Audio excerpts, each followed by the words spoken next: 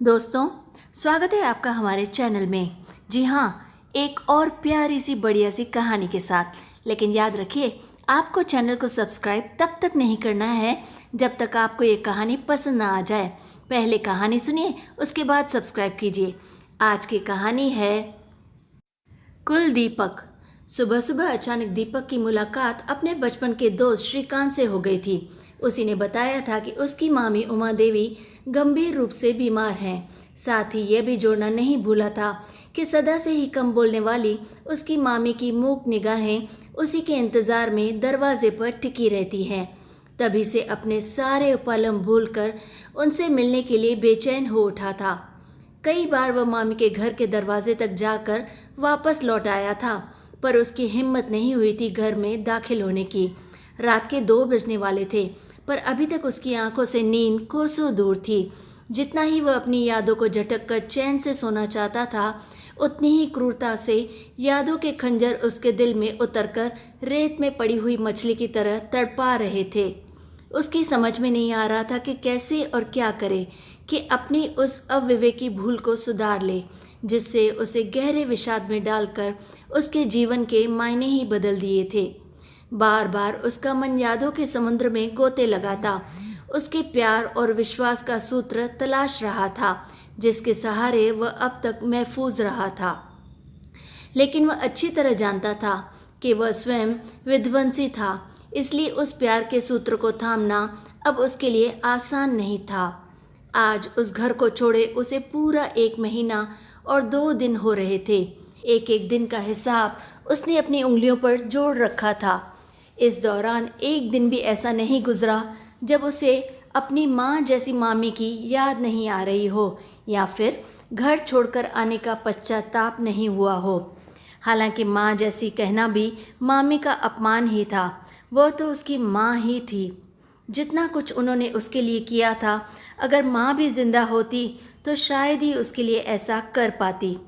वह मामी का अतिशय प्रेम ही था, जिसने उसके जहन से माँ की तस्वीर भी पूरी तरह से धुंधली कर दी थी। उसके हर कदम पर ढाल बनकर बचपन से खोए उसके आत्मविश्वास को वापस लाकर जीना सिखाया था उसने।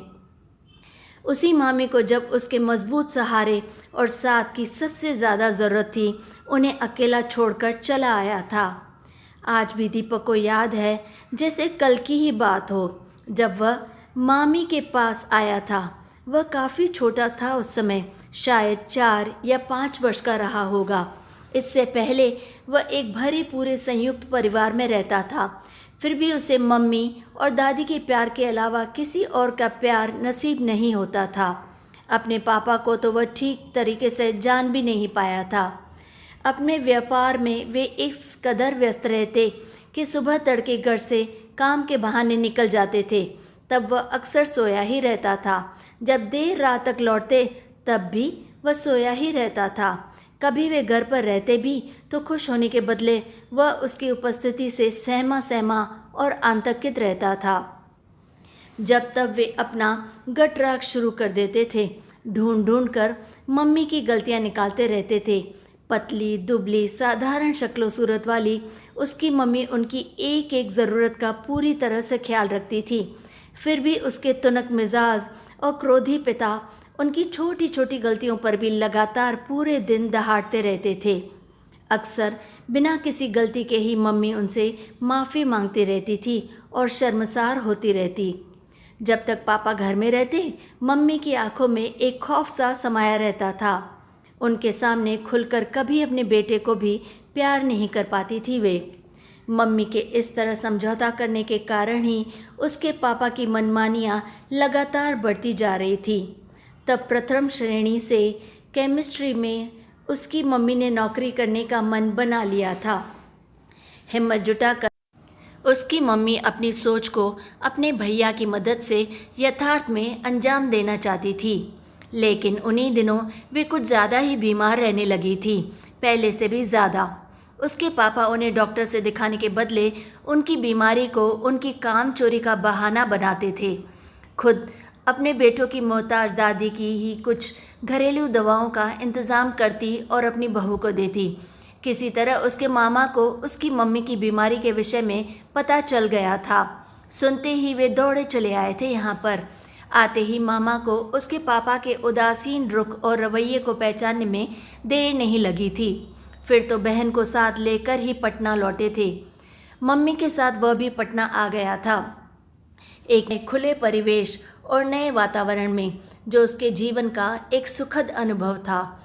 जल्दी ही वह पटना के स्वस्थ और खुले वातावरण में सबके साथ पूरी तरह से घुल मिल गया। उसके आहत बचपन ने पहली बार राहत महसूस की थी। अपने पास लाकर उसके मामा और मामी ने उसकी मम्मी के इलाज में कोई कसर नहीं छोड़ी। कई डॉक्टर बदले गए, फिर भी लीवर का कैंसर जानलेवा ही साबित हो रहा था। इलाज के दौरान कभी पापा के दर्शन हो जाते, पर जल्दी ही काम का बहाना बनाकर अपनी जिम्मेदारी मामा पर छोड़कर वे वापस अपने घर लौट जाते। उनके स्वभाव से पूरी तरह परिचित हो गए मामा उनसे कोई भी उम्मीद ही रखना छोड़ चुके थे। पीली पड़ती मम्मी की आंखों में बस हर समय उसी की चिंता रहती थी। अपनी आसन्न मृत्यु को देखकर वे एक दिन मामी से बोली थी, मैं सिर्फ दीपक के लिए जीना चाहती थी, पर अब यह नहीं हो सकता। इसलिए मेरी अंतिम इच्छा है कि इसकी ज़िंदगी तुम मेरी जगह ले लो और इसे अपने बच्चों में शामिल कर लो। जब मामी ने उन्हें वचन देते हुए कहा था, तुम उसकी चिंता बिल्कुल मत करो, मैं उसे अपना ही बेटा मानती हूँ, वैसे तुमको भी कुछ नहीं होगा, ज़्यादा टेंशन मत लो। मामी के वचन देने के कुछ देर बाद ही हमेशा के लिए उसकी मम्मी ने अपनी आंखें हमेशा के लिए बंद कर ली थी। अपनी बहन की असमय मृत्यु से दुखी होकर उसके मामा ने उनके अंतिम संस्कार की भी पूरी जिम्मेदारी अच्छे से संभाल ली थी। उसके पापा तो मूक दर्शक की तरह सिर्फ अंतिम संस्कार में शामिल भर हो गए थे। पंडितों द्वारा बताए कुछ विधि विधान पूरे कर अपना कर्तव्य निभा दिया। जब दीपक की जिम्मेदारी की बात आई, उसके पापा ने बड़ी ही कुशलता से उसे उसके मामा और मामी के सिर पर डाल दिया। वे शायद उसे अपने साथ लेना ही नहीं चाहते थे। अभी मैं इसे यहीं छोड़े जा रहा हूँ, इसकी पढ़ाई की कुछ व्यवस्था कर लूँ, फिर इसे यहाँ से ले जाऊँगा। जब तक आप लोगों के साथ रहकर यह भी इस हादसे से थोड़ा बहुत उभर जाएगा। पापा के उन थोड़े दिनों की अवधि कभी भी समाप्त नहीं हुई थी और ना ही वे उसे वापस लेने आए। उन्होंने यह भी नहीं सोचा कि उस छोटे से मासूम बिन माँ के बच्चे को उस समय पिता के प्यार और संरक्षण की सबसे ज़्यादा ज़रूरत थी। जल्दी ही उन्होंने दूसरी शादी कर ली और दीपक का पिता शब्द से नाता हमेशा हमेशा के लिए टूट गया। जन्मदाता ने भले ही उसे भुला दिया, पर मामी ने अपनी सखी जैसी ननद को दिए गए वचन को पूरी ईमानदारी से निभाया। उसकी परवरिश बिल्कुल अपने बच्चों जैसी ही की। प्राइमरी शिक्षा से लेकर अहमदाबाद के एक प्रतिष्ठित कॉलेज से MBA कराने तक उन्होंने कोई कसर नहीं छोड़ी थी। दीपक की पढ़ाई में उसकी हर ज़रूरत को मामा मामी खुशी खुशी पूरा करते।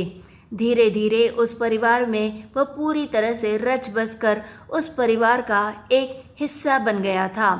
कालांतर में शांत और गंभीर दीपक के साथ मामी को अपनी बेटियों से भी ज़्यादा अपनापन हो गया था।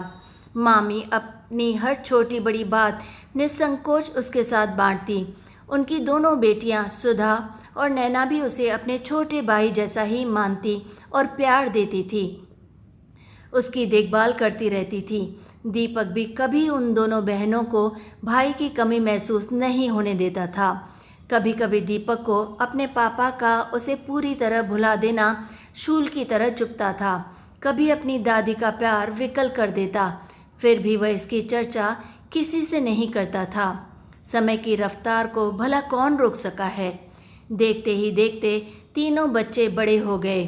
दोनों बहनों की पढ़ाई समाप्त होते ही मामा ने अच्छा घर वर तलाश कर उनका विवाह कर दिया था। जब उसकी पढ़ाई समाप्त हुई, उसका भी कैंपस सिलेक्शन हुआ। कई मल्टीनेशनल कंपनियों से नियुक्ति पत्र मिले थे। किस कंपनी को ज्वाइन करे इसका फैसला अभी वह कर ही रहा था कि अचानक उसके मामा का दिल का दौरा पड़ने से घंटे भर में ही मृत्यु हो गई। इस अचानक हुए हादसे से पूरा परिवार शोकाकुल हो उठा। मामी तो पूरी तरह से टूट गई थी। हमेशा दूसरों का ख्याल रखने वाली मामी को जिंदगी की इस संध्या बेला में खुद ही किसी के प्यार और संबल की ज़रूरत हो गई थी। दोनों बेटियों की अपने अपने घर परिवार की जिम्मेदारियां थीं, जिन्हें छोड़कर मामी के पास रहना उनके लिए संभव नहीं था। आखिर वे दूसरे घर की बहुएं थीं। सबसे बड़ी समस्या थी मामा जी के व्यापार को संभालने की। घर के दामाद चाहते थे कि दोनों व्यापार को आपस में बांट कर चलाएं, पर मामी को यह फैसला कतई मंजूर नहीं था। मामी की इच्छा का आभास होते ही दीपक ने फैसला लिया कि अपने नौकरी करने की इच्छा को तिलांजलि देकर अपनी मामी का साथ देगा, बेटा होने का फर्ज निभाएगा। दुर्भाग्य के उस कठिन समय में दीपक के इस फैसले ने उसकी मामी को अपने टूटे बिखरे अस्तित्व को संभालकर विपरीत परिस्थिति का सामना करने का पूरा साहस दिया। दीपक का सहारा पाकर उन्होंने तुरंत फैसला लिया, मैं अपना सारा कारोबार दीपक के साथ मिलकर खुद ही संभालूंगी। मानसिक रूप से मामी के थोड़ा संभलते ही कारोबार की सारी जिम्मेदारी दीपक ने अपने कंधे पर उठा ली और मामी के सलाह लेकर वह बखूबी सब कुछ संभालने लगा। उसकी एकाग्रता, मेहनत और लगन ने कुछ ही दिनों में मामा के व्यापार को बुलंदियों पर पहुंचा दिया।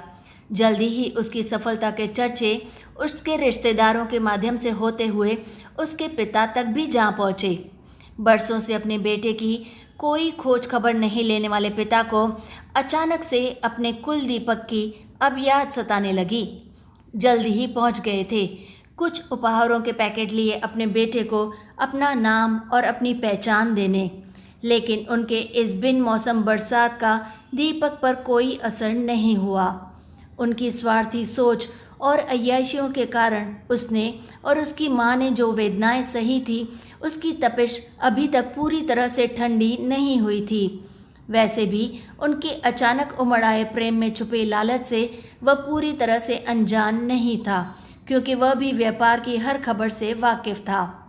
अपने किताब के व्यापार में हुए भारी नुकसान की पूर्ति नहीं कर पाने के कारण बरसों पहले त्यागा अपना बेटा और उस पर अपना हक याद आ गया था उन्हें। उसने साफ साफ अपने पिता को समझा दिया था कि जिस बाप ने कभी उसे मझधार में थपेड़े खाने को छोड़ दिया था और कभी भी भूल कर भी मुड़कर भी उसकी कोई खोज खबर नहीं ली थी, उस पिता से उसका अब कोई संबंध नहीं था। जिसने उसे अपनाया, बेटे का मान सम्मान और अधिकार दिया, अब उसका संबंध भी सिर्फ उन्हीं लोगों तक ही था।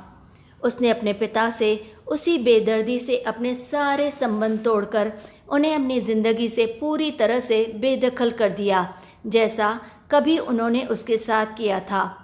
हमेशा से अपने बेटे के प्रति गैर जिम्मेदार रहे उसके पिता उसे बेटे की जिम्मेदारियां समझाते गुस्से से पैर पटकते वहां से चले गए थे। इस घटना से बरसों से पिता के लिए धगत उसके मन को जैसे ठंडक पहुंची थी। वह नए आत्मविश्वास से अपने काम में जुट गया था। उन दिनों गर्मी की छुट्टियां चल रही थी। उसकी दोनों बहनें अपने बच्चों के साथ उनके घर पर आई हुई थी, जिससे घर में नित्य सैर सपाटे के प्रोग्राम बनते रहते थे। एक दिन करीब आधी रात को उसकी नींद खुली तो वह पानी पीने के लिए अपने कमरे से बाहर निकला। छत की तरफ से आती हुई हल्की हल्की आवाज़ें सुनकर वह भी छत पर जाने के लिए सीढ़ियों की तरफ मुड़ गया। दोनों दीदी और दोनों जीजाजी बैठे आपस में बातें कर रहे थे। वह भी उनकी बातों में शामिल होने के लिए आगे बढ़ा। तभी बड़े जीजाजी की बातें सुनकर उसके कदम अंधेरे में वहीं पर ठिठक कर रह गए। दीपक के प्रति तुम्हारी मम्मी का झुकाव देखकर मुझे कभी कभी लगता है कि भावनाओं में बहकर कहीं उसे अपने जायदाद का तीसरा हिस्सेदार ना बना ले। मम्मी का दिल ज़रूर बड़ा है, पर इतना बड़ा भी नहीं है कि अपनी बेटियों का हक किसी और को दे दें।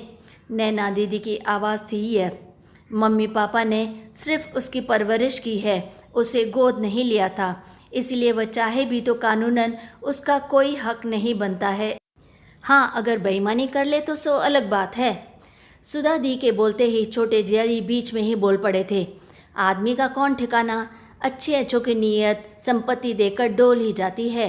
दीपक तो वैसे भी बचपन से एक एक पैसे के लिए इस परिवार पर पूरी तरह से आश्रित रहा है।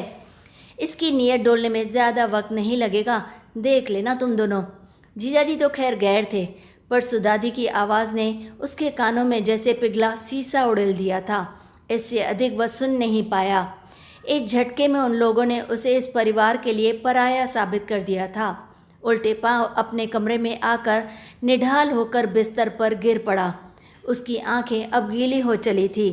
अब तक किले की भांति संरक्षण देने वाले घर ने जैसे एकाएक रेत का ढेर बनकर उसे बेगाना बना दिया था। अचानक वह अपने को काफ़ी थका हुआ और बेबस महसूस करने लगा था। अपनी ही बेचारगी पर उसे रोना आ रहा था। जल्दी ही उसकी बेबसी गुस्से के रूप में बुरी तरह से फूट पड़ी थी। मामा मामी के उपकारों से कृतार्थ उसके दिल में उसके लिए ईश्वर से भी बढ़कर श्रद्धा और निष्ठा थी। दोनों बहनों को भी निस्वार्थ दिल की गहराइयों से प्यार करता था वह। मामी जो उसे सैलरी देती थी, उसके अलावा कभी उनकी धन संपत्ति के विषय में सोचा भी नहीं था उसने। ज़रूरत पड़ने पर उन लोगों के लिए वह अपनी जान भी दे सकता था। फिर भी उन लोगों ने उस पर इतना घटिया और बेबुनियाद इल्ज़ाम लगाया था, जिसे सुनकर उसका सर्वांग लहर उठा। तो क्या अब तक जो उन सभी के प्यार को वह अमृत समझकर तृप्त हो रहा था, वह निरा विष मात्र था, एक छलावा था?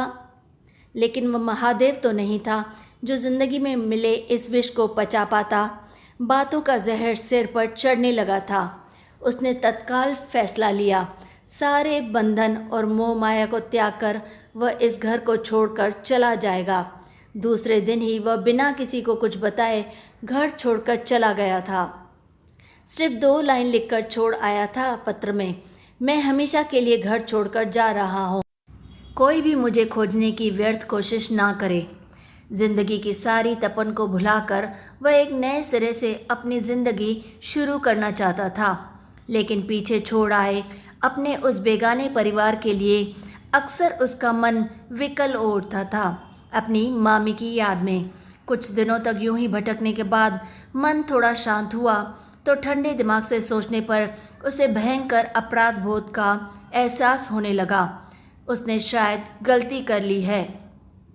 उसके इस तरह से घर छोड़ने पर मामी पर न जाने क्या बीत रही होगी। बड़ा विश्वास था ना मामी को उस पर, लेकिन उसी के कारण सारी ज़िंदगी स्वाभिमान से अपने उसूलों पर जीने वाली उसकी मामी को अपने इच्छा के विरुद्ध कितने ही फैसले लेने पड़ेंगे, जिसके लिए सिर्फ वह जिम्मेदार होगा। उसकी इस हरकत के कारण आस पड़ोस के लोग जाने कैसी कैसी बातें बना रहे होंगे उसके बारे में। ये सारी बातें शिद्दत से उसका पीछा करने लगी थी। दूसरे दिन वह साहस करके सीधे मामी के घर जा पहुंचा। बरामदे में ही मामी आराम कुर्सी पर आंखें बंद किए हुए लेटी हुई मिल गईं। उन्हें देखते ही उसके हृदय पर गहरा आघात लगा। इतने दिनों में ही उनकी कंकाल सी बन गई देह पहचानी नहीं जा रही थी। उसके कदम ठिठक कर वहीं पर रुक गए। तभी उनकी आंखें खुल गईं। नज़र मिलते ही उनके श्रीहीन चेहरे पर जैसे चमक आ गई।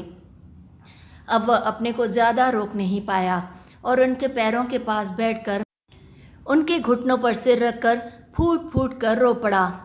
मामी की आंखों से भी आंसू बह निकले। दोनों ने जैसे एक दूसरे के आंसुओं से ही सारी अनकही बातें कह डाली। आंसुओं के आवेग के थोड़ा थम जाते ही उसके सिर पर अपना वात्सल्यपूर्ण हाथ फेरती हुई मामी का पहला सवाल यही था, किसकी बातों का जहर तुझे इस कदर मरमाहत कर गया कि तू घर छोड़कर जाने को मजबूर हो गया? बता मुझे।